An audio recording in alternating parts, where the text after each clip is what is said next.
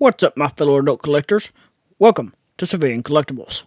In this video, I'm going to be talking about the Storm Collectibles Mortal Kombat Motaro based on his appearance in MK3.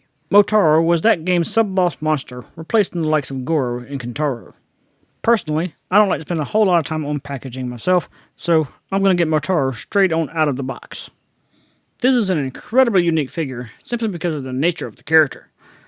I don't know about you, but this is the first Centaur figure I've ever owned. If this is your first time on my channel, hi, my name is SeViLion, and here I'd like to discuss action figures and other collectibles based on my favorite movies, TV shows, and video games.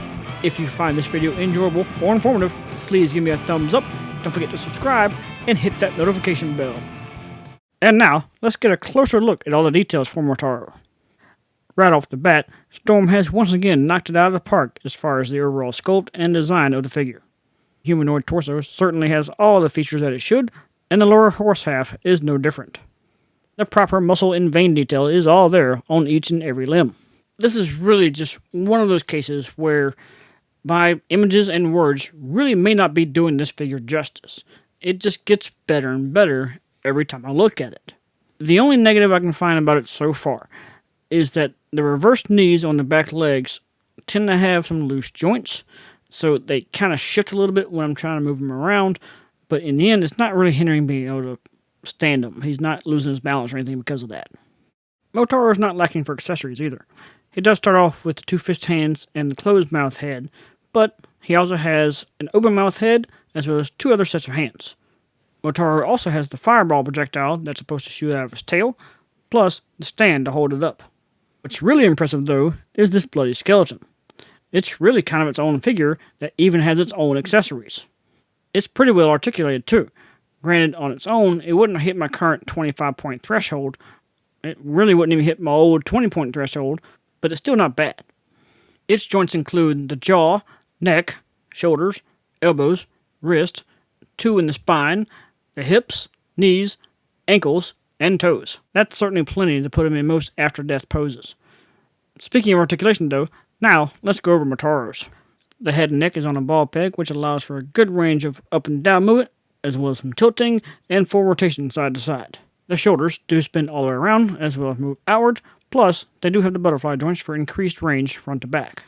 Biceps also have full rotation, the elbows are double jointed, and the wrists also have full rotation along with the pegs for up and down movement.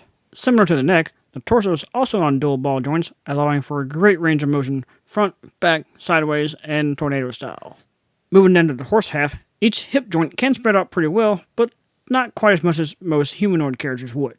Beyond that, each leg does have 4 separate points of articulation. The front legs do have rotation at what would be the lower knee and the ankle, while the back legs only have rotation at what would be the ankle joint. Finally, the tail does have a bendy wire in it, so you can pretty much contort it any direction you'd like. At this point, you might be wondering just how big Motaro is. Well, in true Storm Collectibles fashion, he's pretty massive.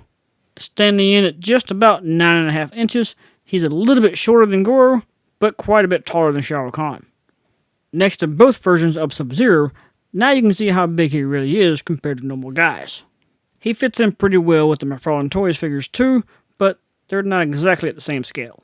With all that said though, it is now time to run this Storm Collectibles Motaro through my guidelines for a complete and fair review. This is a brand new sculpt that is highly detailed and incredibly accurate to the character. It is in scale with the rest of the Storm line, balances really well, and does have more than 25 points of articulation. It certainly includes plenty of accessories, and as of this recording, is available on Amazon as well as other online retailers. And while Amazon does currently have it priced at slightly over $100, I'm going to give Motaro a pass on that because it is such a massive and unique figure. Leaving the only true negative being what I mentioned earlier about the reversed knees on the back legs being a little too loose. I'm going to call that a quality control problem, but that still leaves Motaro with a 9 out of 10 stars, meaning it is outstanding and one of the best of the year.